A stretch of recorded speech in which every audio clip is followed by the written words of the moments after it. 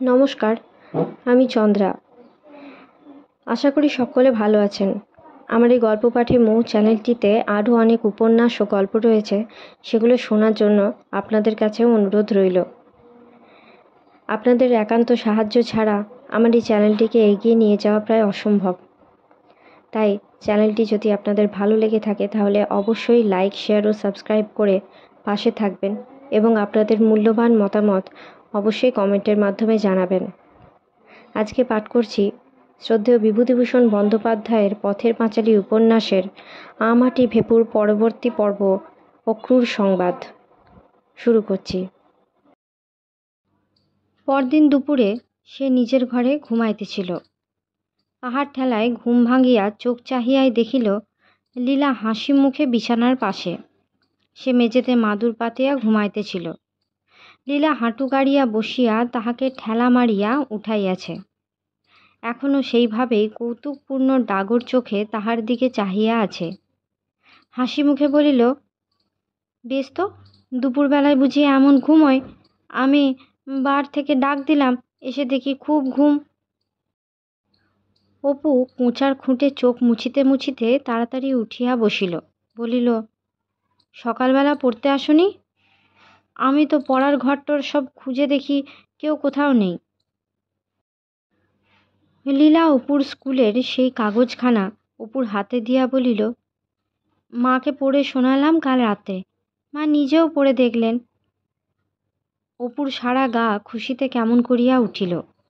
অত্যন্ত লজ্জা ও সংকোচ বোধ হইল। মেজ বৌরানী তাহার লেখা পড়িয়াছেন? লীলা বলিল, এসো আমার পড়ার ঘরে, সখা সাথী বাঁধানো এনে রেখেছি তোমার জন্য। অপু আলনার দিকে চাহিল। তাহার ভালো কাপড়খানা এখনো শুকায় নাই।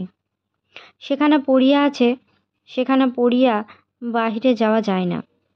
বলিল, এখন যাব না। লীলা বিস্ময়ের সুরে বলিল, কেন? অপুর ঠোঁট চাপিয়া সকৌতুক হাসি মুখে ঘাড় নাড়িল। সে জানে না তাহার মুখ কি অপূর্ব সুন্দর দেখায় এই ভঙ্গিতে। লীলা মিনতির সুরে বলিল, এসো এসো। অপু আবার মুখ টিপিয়া হাসিল। বাবা, কি একগুঁয়ে ছেলে যে তুমি! না বললে আর হাঁ হবার জো নেই বুঝি? আচ্ছা দাঁড়াও, বইটা এখানে। অপু হাসি চাপিতে না পারিয়া খিলখিল করিয়া হাসিয়া ফেলিল। লীলা বলিল, অত হাসি কেন? কি হয়েছে বলো? না বলতেই হবে, বলো ঠিক। অপু আলনার দিকে হাসি ভরা চোখের ইঙ্গিত করিল মাত্র, কিছু বলিল না। এবার লীলা বুঝিল। আলনার কাছে গিয়া হাত দিয়া বলিল, একটুখানি শুকিয়েছে, তুমি বসো, আমি বইখানা আনি। ফাউন্টেন পেনে লিখছ? কেমন, বেশ ভালো লেখা হয় তো? তাহার পর অনেকক্ষণ ধরিয়া লীলার আনা বই দুজনে দেখিল। বই মাদুরে পাতিয়া দুইজনে পাশাপাশি হাঁটু গাড়িয়া বসিয়া উপর হইয়া বইয়ের উপরে ঝুঁকিয়া বই দেখিতেছিল। লীলার রেশমের মতো চিকন নরম চুলগুলি অপুর খোলা গায়ে লাগিয়া যেন গা শিরশির করে। হঠাৎ লীলা বই হইতে মুখ তুলিয়া বলিল, তুমি গান জানো? অপু ঘাড় নাড়িল। তবে একটা গাও। তুমি জানো? একটু একটু। কেন, বিয়ের দিন শোনোনি? ছোট মোক্ষদা ঝি ঘরে উঁকি মারিয়া কহিল, এই যে দিদিমণি এইখানে। আমিও মনে ভেবেছি, তাই উপরে নেই, পড়ার ঘরে নেই, তবে ঠিক এসো দেখি, এই দুধটুকু খেয়ে যাও, জুড়িয়ে গেল, হাতে করে খুঁজে খুঁজে হয় রান। রূপার ছোট গ্লাসে এক গ্লাস দুধ। লীলা বলিল, রেখে যা, এসে এরপরে গ্লাস নিয়ে যাস। ঝি চলিয়া গেল। আরও খানিকটা বইয়ের ছবি দেখা চলিল। এক ফাঁকে লীলা দুধের গ্লাস হাতে তুলিয়া বলিল, তুমি খেয়ে নাও অর্ধেকটা। অপু লজ্জিত সুরে বলিল, না। তোমাকে ভারী খোশামদ করতে হয় শব্দাতে। কেন ওরকম? আমাদের মুলতানি গরুর দুধ, খেয়ে নাও, ক্ষীরের মতো দুধ, লক্ষ্মী ছেলে। অপু চোখ কুঁচকাইয়া বলিল, ইহ, লক্ষ্মী ছেলে, ভারী ইয়ে কি না। উনি আবার। লীলা দুধের গ্লাস অপুর মুখে তুলিয়া দিয়া ঘাড় নাড়িয়া বলিল, আর লজ্জায় কাজ নেই, আমি চোখ বুজে আছি, নাও। অপু এক চুমুকে খানিকটা দুধ খাইয়া ফেলিয়া মুখ নামাইয়া লইল। ও ঠোঁটের উপরে দুধের দাগ তাড়াতাড়ি কোঁচার খুঁটে মুছিতে মুছিতে হাসিয়া ফেলিল। লীলা গ্লাসে চুমুক দিয়া বাকি দুধটুকু শেষ করিল। পরে সেও খিলখিল করিয়া হাসিয়া উঠিল। বেশ মিষ্টি দুধ না? আমার এঁঠো খেলে কেন? খেতে আছে পরে নেঠো। আমার ইচ্ছে। একটুখানি থামিয়া কহিল, তুমি বললে জলছবি তুলতে জানো, ছাই জানো, দাও তো আজ আমার কখানা জলছবি তুলে। জ্যৈষ্ঠ মাসের মাঝামাঝি সর্বজয়া চাহিয়া চিন্তিয়া কোনো রকমে অপুর উপনয়নের ব্যবস্থা করিল। পরের বাড়ি ঠাকুর দালানের রোয়াকের কোণে ভয়ে ভয়ে কাজ সারিতে হইল। বামনি মাসি নাড় ভাজিতে সাহায্য করিল। দু একজন রাঁধুনি বামুন ঠাকুরকে নিমন্ত্রণ করিয়া আসিল। বাহিরের সম্ভ্রান্ত লোকের মধ্যে বীরু গোমস্তা ও দিনা খাতাঞ্জি। উপনয়ন মিটিয়া যাওয়ার দিন কতক পরে অপু নিজের ঘরটিতে বসিয়া বসিয়া লীলার দেওয়া বাঁধানো মুকুল পড়িতেছিল। খোলা দরজা দিয়া কে ঘরে ঢুকিল। অপু যেন নিজের চোখকে বিশ্বাস করিতেই পারিল না। তাহার পরই বলিয়া উঠিল, এ কি, বাহ, কখন? লীলা কৌতুক ও হাসি ভরা চোখে দাঁড়াইয়া। অপু বলিল, বাহ, বেশ তো তুমি। বলে গেলে সোমবারে আসবো কলকাতা থেকে, কত সোমবার হয়ে গেল, ফিরবার নামও নেই। লীলা হাসিয়া মেঝেতে বসিয়া পড়িল। বলিল, আসবো কি করে? স্কুলে ভর্তি হয়েছি, বাবা দিয়েছেন ভর্তি করে। বাবার শরীর খারাপ, এখন আমরা কলকাতার বাড়িতেই থাকবো কি না? এখন কদিন ছুটি আছে, তাই মার সঙ্গে এলাম, আবার বুধবারে যাব। অপুর মুখ হইতে হাসি মিলাইয়া গেল। বলিল, থাকবে না আর তোমরা এখানে? লীলা বলিল, বাবার শরীর ভালো হলে আবার আসবো।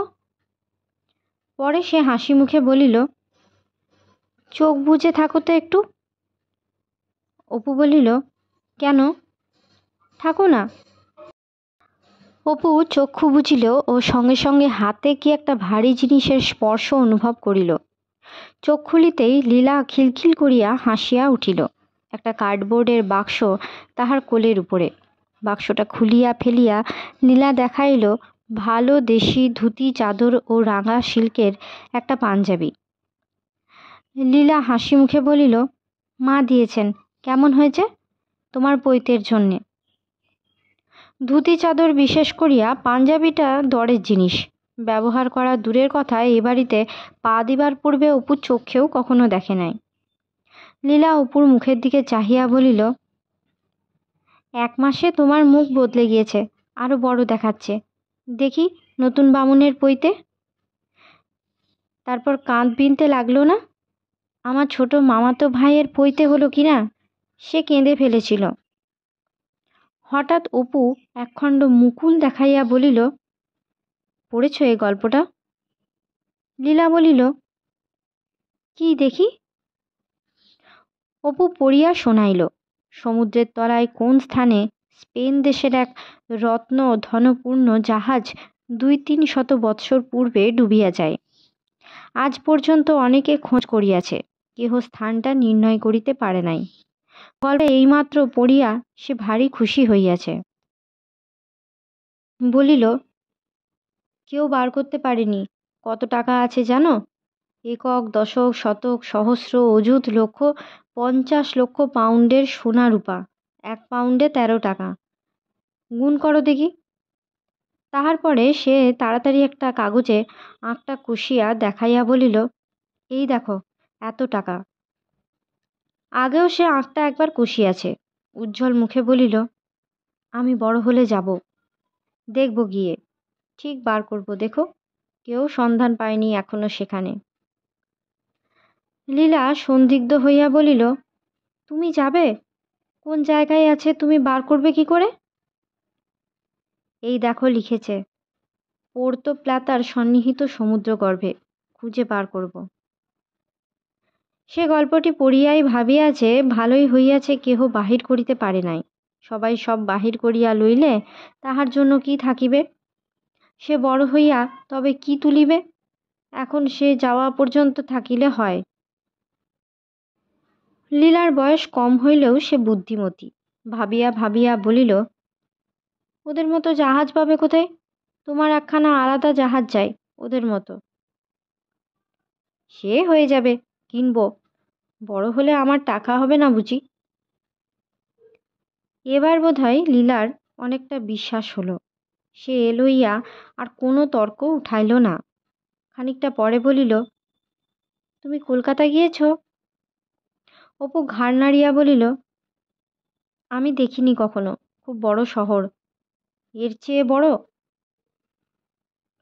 লীলা হাসিয়া বলিল, ঢের ঢের। কাশির চেয়েও বড়? কাশি তো আমি দেখিনি। তারপর সে অপুকে নিজের পড়ার ঘরে লইয়া আসিল। একখানা খাতা দেখাইয়া বলিল, দেখো তো কেমন ফুল গাছ এঁকেছি। কীরকম ড্রয়িংটা? অপু খানিকটা পরে বলিল, আমি শুই গে, মাথাটা বড্ড ধরেছে। লীলা বলিল, আচ্ছা দাঁড়াও, আমি একটা মন্তর জানি মাথা ধরা সারবার, দেখি। পরে সে দুহাতের আঙুল দিয়া কপাল এমনভাবে টিপিয়া দিতে লাগিল যে অপু হাসিয়া উঠিয়া বলিল, উহ, বড্ড সুরসুরি লাগছে। লীলা হাসিয়া বলিল, আমার বড় মামাতো ভাই কুস্তি শেখায়, একজন পালোয়ান আছে, তার কাছে শেখা। বেশ ভালো না? সেরেছে তো? দিন কতক পরেই লীলারা পুনরায় কলিকাতায় চলিয়া গেল।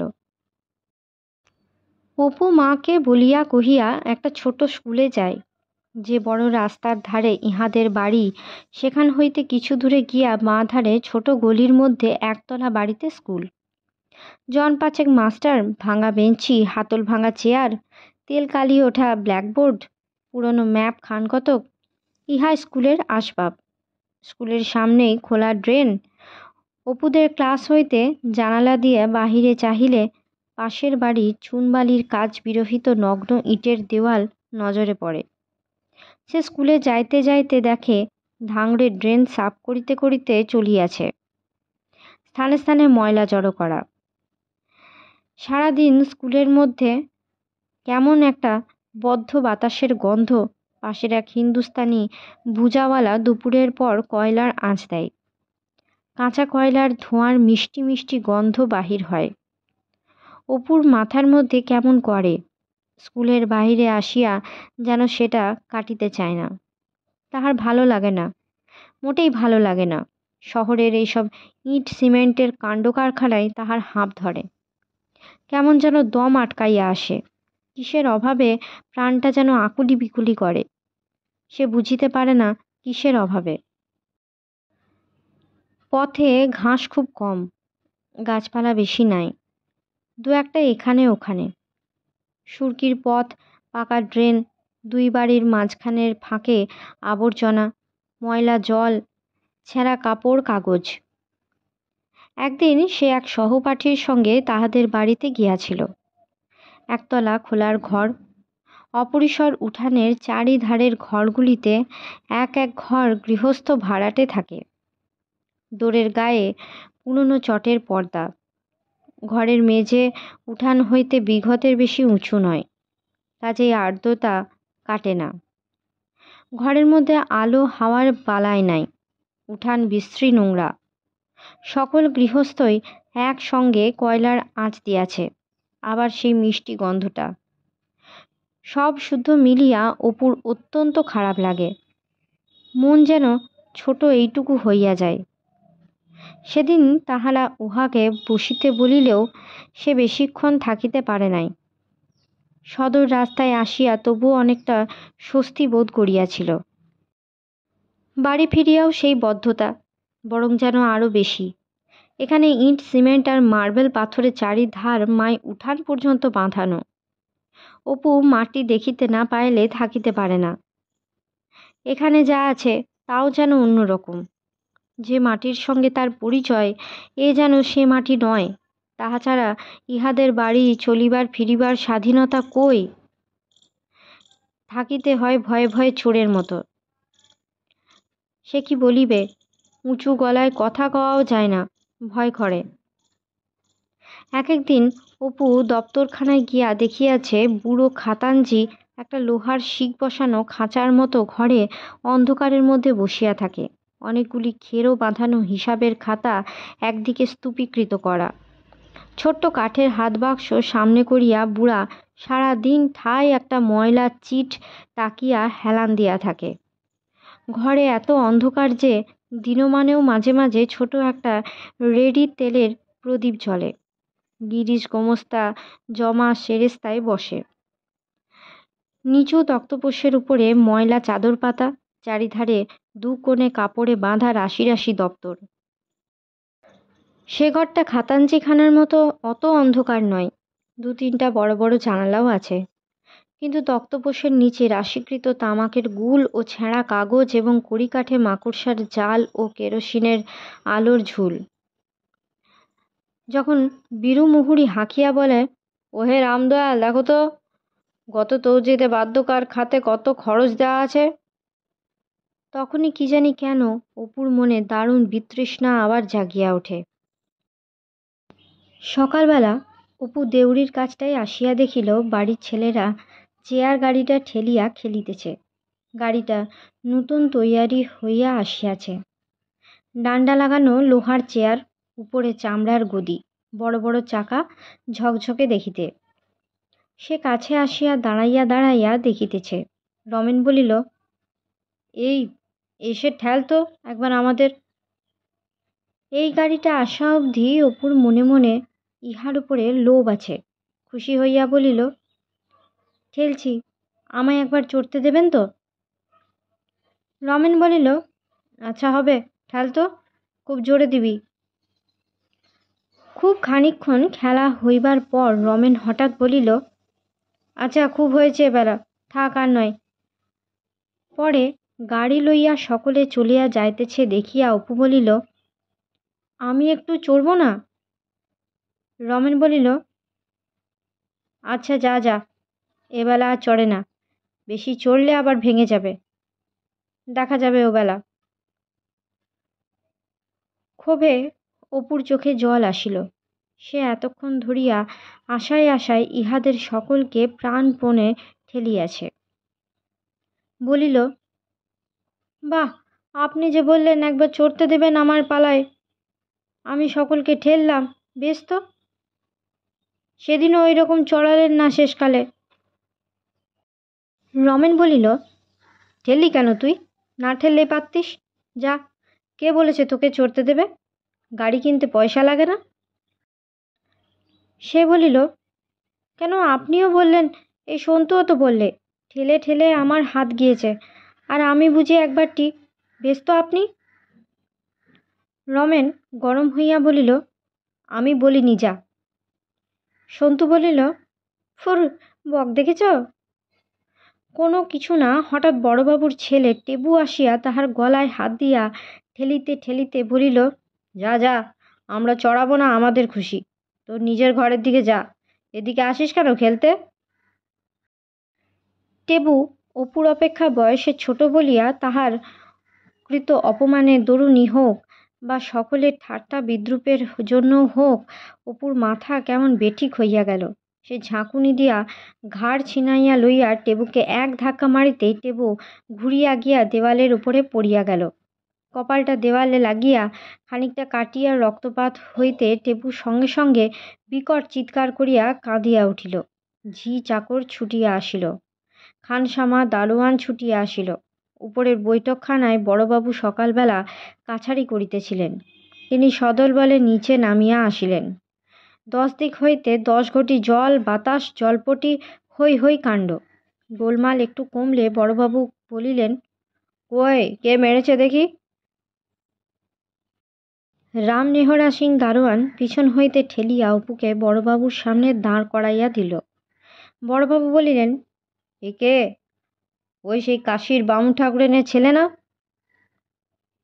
গিরিশ সরকার আগাইয়া আসিয়া বলিল, ভারী বদ ছোকরা, আবার জ্যাঠামি, ওর যদি শোনেন বাবু, সেই সেবার থিয়েটারের দিন বসেছে একেবারে সকলে মুখের সামনে বাবুদের জায়গায়। সরে বসতে বলেছি, মুখে মুখে তক্ক কি? সেদিন আবার দেখি ওই শেঠেদের বাড়ির মোড়ে রাস্তায় একটা লাল পাঞ্জাবি গায়ে দিয়ে বারসাই খেতে খেতে আসছে। এই বয়সেই তৈরি। বড়বাবু রমেনকে বলিলেন, সকালে আজ তোমাদের মাস্টার আসেনি?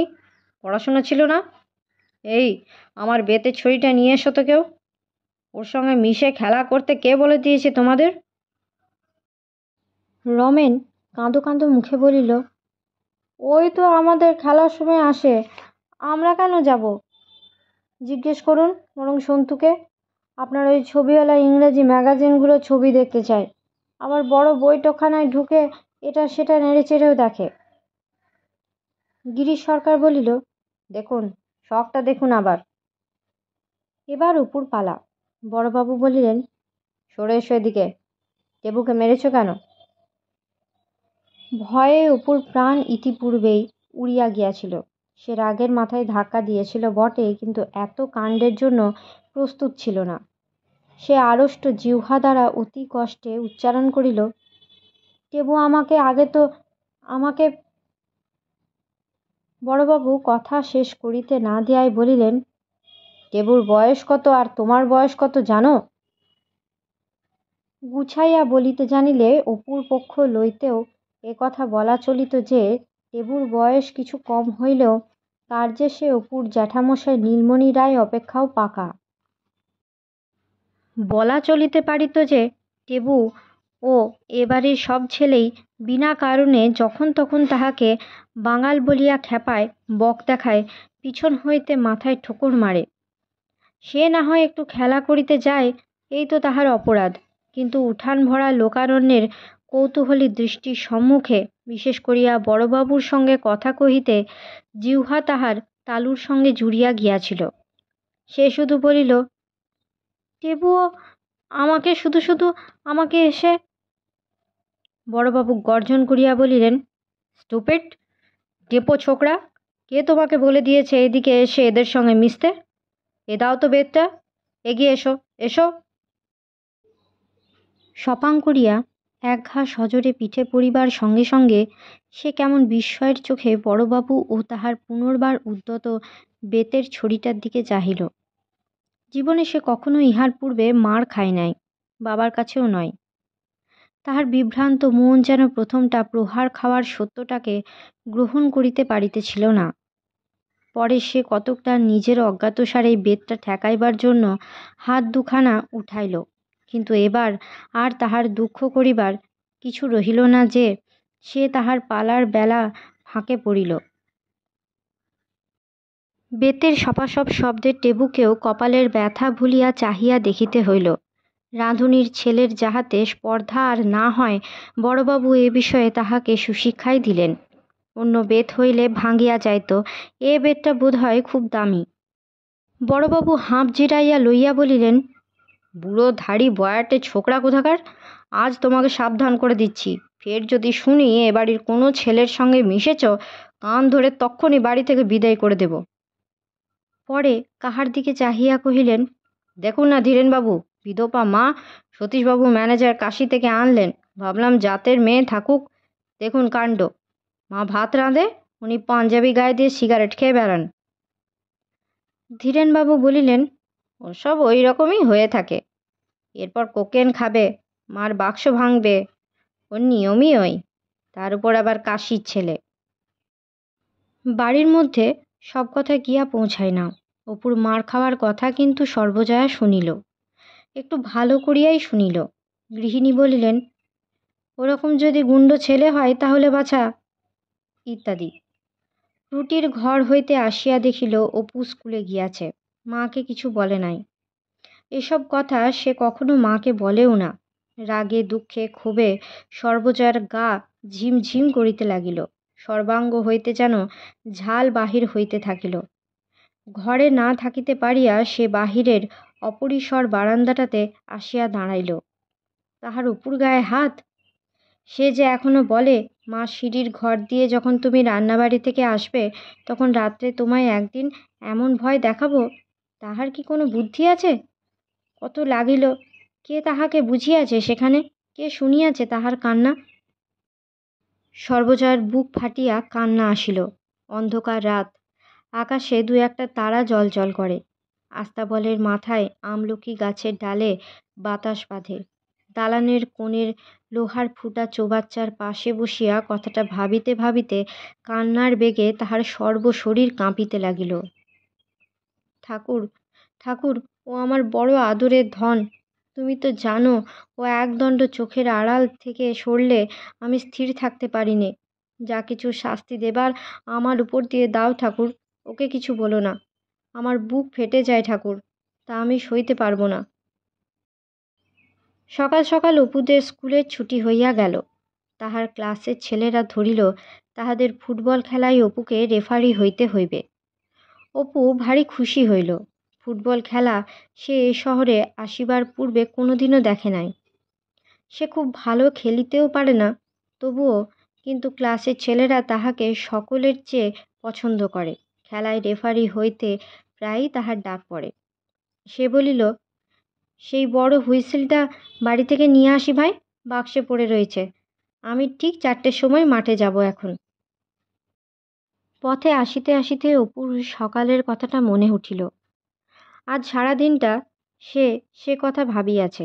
বারসায় খাইতে গিয়া সেদিন গিরিশ সরকারের সামনে পড়িয়া গিয়াছিল, এ কথা ঠিক, কিন্তু বারসায় কি সে রোজ খায়?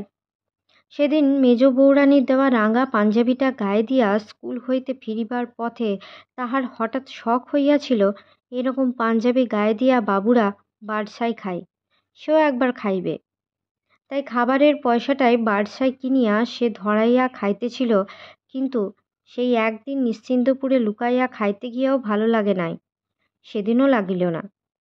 তাহার মনে হইয়াছিল, দূর, এ না কিনে 1 পয়সার ছোলা ভাজা কিনলে বেশ হতো। এ যে কেন লোকে কিনে খায়? কিন্তু গিরিশ সরকার না জানিয়া শুনিয়া তাহাকে যা তা বলিল কেন?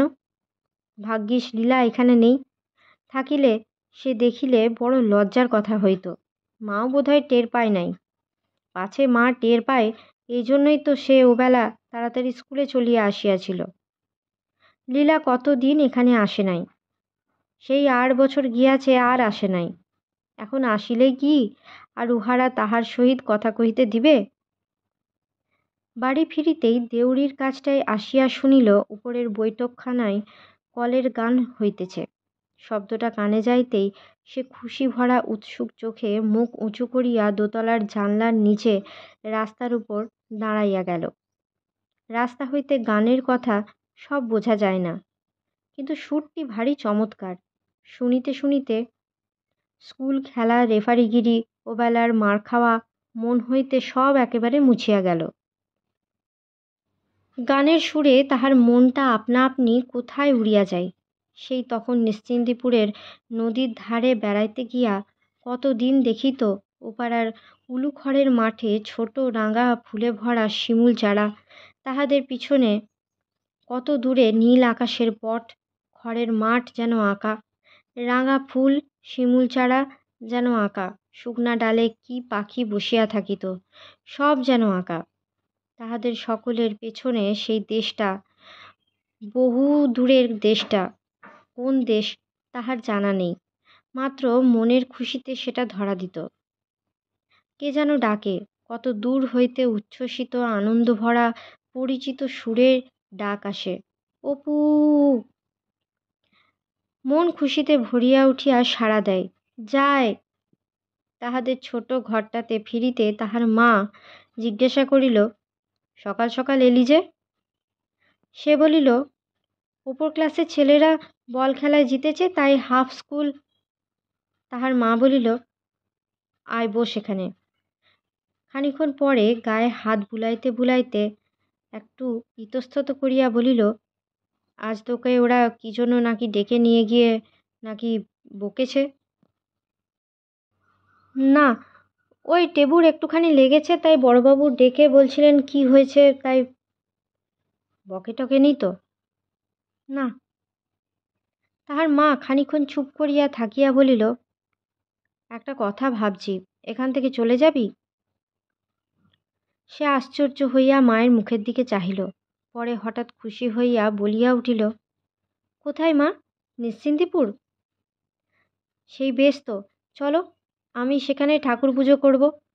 বইতেটা তো হয়ে গিয়েছে, নিজেদের দেশ, বেশ হবে, এখানে আর থাকবো না। সর্বজয়া বলিল, সে কথা তো ভাবছি আজ 2 বছর।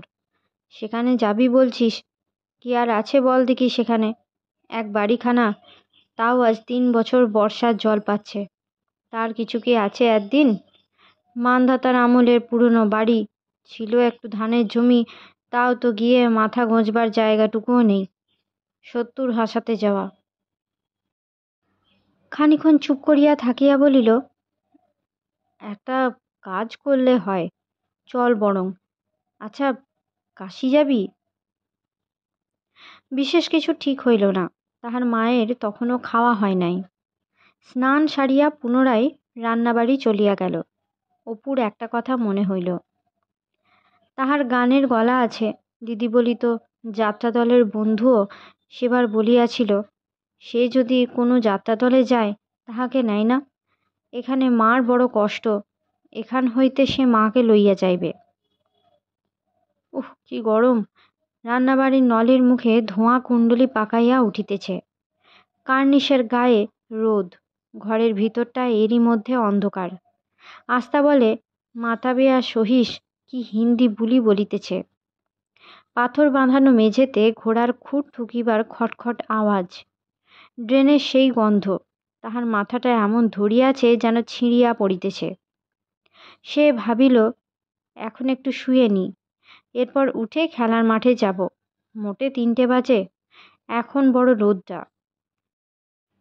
বিছানায় শুইয়া একটা কথাই তাহার বারবার মনে হইতে লাগিল। এ কথাটা এতদিন এভাবে সে ভাবিয়া দেখে নাই। এতদিন যেন তাহার মনের কোন কোণে সবসময়ই স্পষ্টভাবে জাগিয়া থাকিত যে, এ সবের শেষে যেন তাহাদের গ্রাম অপেক্ষা করিয়া আছে তাহাদের জন্য। যদিও সেখান হইতে চলিয়া আসিবার সময় ফিরিবার কোনো কথাই ছিল না, সে জানে, তবুও এ মোহটুকু তার একেবারে কাটে নাই। কিন্তু আজকার সমুদয় ব্যাপারে, বিশেষ করিয়া মায়ের ও বড়বাবুর কথায় তাহাদের নিরাশ্রয়তা ও গৃহহীনতার দিকটা তাহার কাছে যেন স্পষ্ট হইয়া উঠিল। আর কি কখনো সে তাহাদের গাঁয়ে ফিরিতে পাইবে না? কখনো না, কখনো না। এই বিদেশ, এই গিরিশ সরকার, এই চোর হইয়া থাকা, না হয় মায়ে ছেলে হাত ধরিয়া ছন্নছাড়া পথে পথে চিরকাল, এরাই কি কায়েম হইতে আসিয়াছে? আস্তা বলে, 2 সহিসে ঝগড়া বাধাইয়াছে। রান্নাবাড়ির ছাদে কাকের দল ভাতের লোভে দলে দলে জুটিতেছে। একটু পরে তাহার মনে হইল, একই কি কথা অনেকক্ষণ ধরিয়া ভাবিতেছে, একই কি কথা। আস্তা বলে, ঘোড়ার খুরের আওয়াজ থামে নাই। সে যেন মাটির ভেতর কোথায় সেঁধিয়া যাইতেছে, খুব খুব মাটির ভেতর। নিচের দিকে কে যেন টানিতেছে। বেশ আরাম, মাথা ধরা নাই, বেশ আরাম। উহ, কি রোদ্দায় ঝাঁ ঝাঁ করিতেছে। দিদির যা কাণ্ড, এত রোদ্দুরে চড়ুই ভাতি।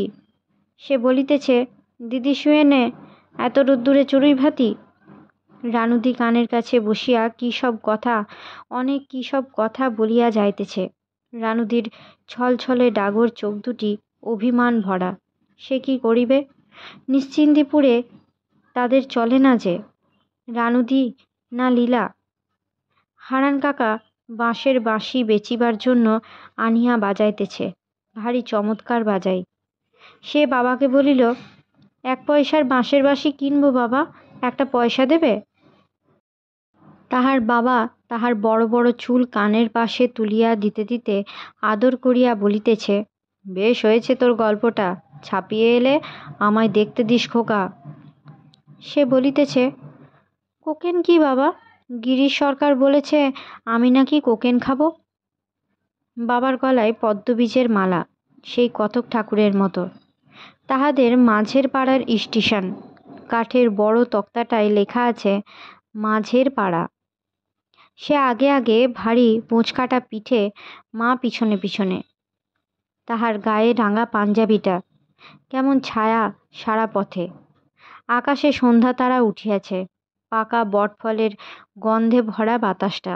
নিশ্চিন্দিপুরের পথ যেন ফুরাইতেছে না। সে চলিয়াছে চলিয়াছে চলিয়াছে। সে আর মা এ পথে একা কখনো আসে নাই।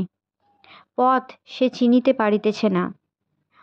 ও কাস্তে হাতে, কাকা শুনছ, নিশ্চিন্দিপুরের পথটা একটু বলে দাও না আমাদের। যশোরা নিশ্চিন্দিপুর বেত্রবতীর ওপারে। তাহার মা ঘরে ঢুকিয়া বলিল, হ্যাঁ রে ওঠ। ও অপু, বেলা যে আর নেই, বললি যে কোথায় খেলতে যাবি, ওঠ ওঠ। সে মায়ের ডাকে ধর্মর করিয়া বিছানার উপরে উঠিয়া বসিয়া চারিদিকে চাহিল। কি বেলায় গিয়াছে, রোদ একেবারে কোথায় উঠিয়া গিয়াছে।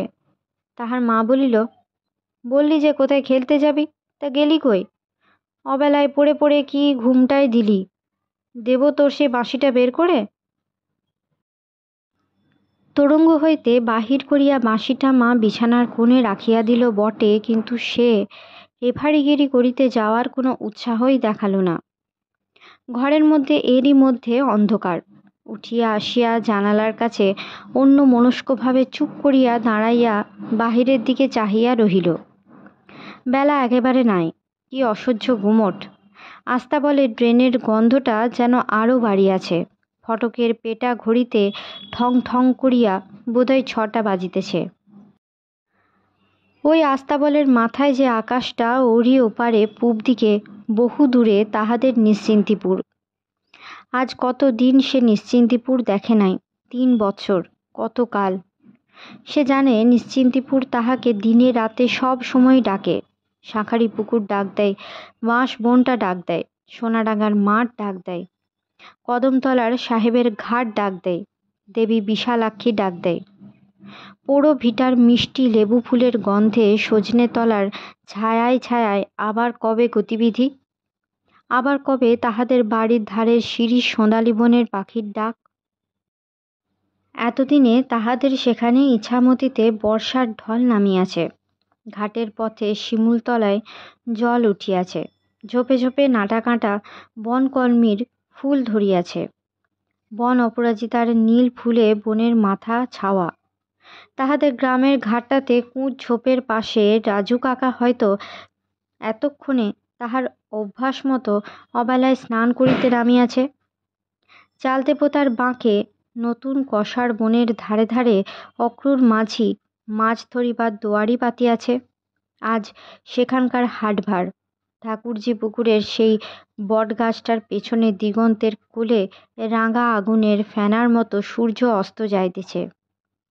আর তাহারই তলাকার মেঠো পথ বাহিয়া গ্রামের ছেলে পটু, নীলু, তিনু, ভোলা সব হাট করিয়া ফিরিতেছে। এতক্ষণে তাদের বনে ঘেরা বাড়িটার উঠানটাতে ঘন ছায়া পড়িয়া আসিতেছে। কিচকিচ করিয়া পাখি ডাকিতেছে।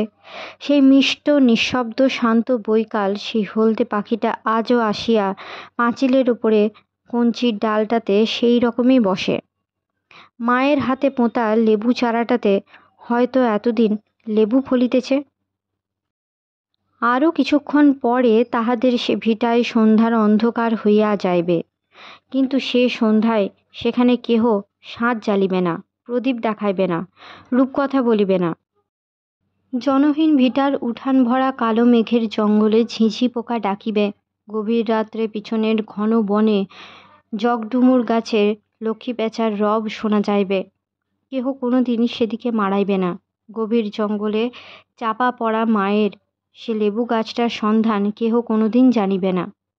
ওর কলমির ফুল ফুটিয়া আপনা আপনি ঝরিয়া পড়িবে। কুল নোনা মিথ্যাই থাকিবে। হলদে ডানা তেরো পাখিটা কাঁদিয়া কাঁদিয়া ফিরিবে। ধারে সে অপূর্ব মায়াময় বৈকালগুলি মিছামিছি নামিবে চিরদিন। ওবেলা এক উঠান লোকের সম্মুখে বিনা বিচারে মার খাইয়াও তাহার চোখ দিয়া এক ফোঁটা জল বাহির হয় নাই। কিন্তু এখন নির্জন ঘরের জানালাটাতে একা একা দাঁড়াইয়া হঠাৎ সে কাঁদিয়া আকুল হইল। উচ্ছ্বসিত চোখের জল ঝড় ঝড় করিয়া পড়িয়া তাহার সুন্দর কপোল ভাসাইয়া দিতেই চোখ মুছিতে হাত উঠাইয়া আকুল সুরে মনে মনে বলিল, আমাদের যেন নিশ্চিন্দিপুর ফেরা হয়। ভগবান, তুমি এই করো, ঠিক যেন নিশ্চিন্দিপুর যাওয়া হয়, নইলে বাঁচব না, পায়ে পড়ি তোমার। পথের দেবতা প্রসন্ন হাসিয়া বলেন, মূর্খ বালক, পথ তো আমার শেষ হয়নি তোমাদের গ্রামের বাঁশের বনে, ঠ্যাঙারে বীরুরায়ের বটতলায় কি ধলচিতের খেয়াঘাটের সীমানায়। তোমাদের সোনাডাঙ্গা মাঠ ছাড়িয়ে ইছামতি পার হয়ে পদ্মফুলে ভরা মধুখালী বিলের পাশ কাটিয়ে বেত্রবতীর খেয়ায় পাড়ি দিয়ে পথ আমার চলে গেল সামনে সামনে, শুধুই সামনে। দেশ ছেড়ে বিদেশের দিকে, সূর্যোদয় ছেড়ে সূর্যাস্তের দিকে, জানার গণ্ডি এড়িয়ে অপরিচয়ের উদ্দেশ্যে। দিন রাত্রি পার হয়ে, জন্ম মরণ পার হয়ে, মাস বর্ষ মন্বন্তর মহাযুগ পার হয়ে চলে যায়। তোমাদের মর্মর জীবন স্বপ্ন শ্যাওলা ছাতার দলে ভরে আসে। পথ আমার তখনও ফুরোয় না, চলে চলে চলে, এগিয়েই চলে। অনির্বাণ তার বীণা শুনে শুধু অনন্তকাল আর অনন্ত আকাশ। সে পথের বিচিত্র আনন্দ যাত্রার অদৃশ্য তিলক তোমার ললাটে পড়িয়েই তো তোমায় ঘরছাড়া করে এনেছি। চলো এগিয়ে যাই। আজকের মতো গল্প পাঠ এই পর্যন্তই। পথের পাঁচালী উপন্যাস এইখানেই শেষ হলো। এরপর নিয়ে আসবো এর পরবর্তী উপন্যাস অপরাজিত। সকলে ভালো থাকবেন, সুস্থ থাকবেন এবং পাশে থাকবেন। নমস্কার।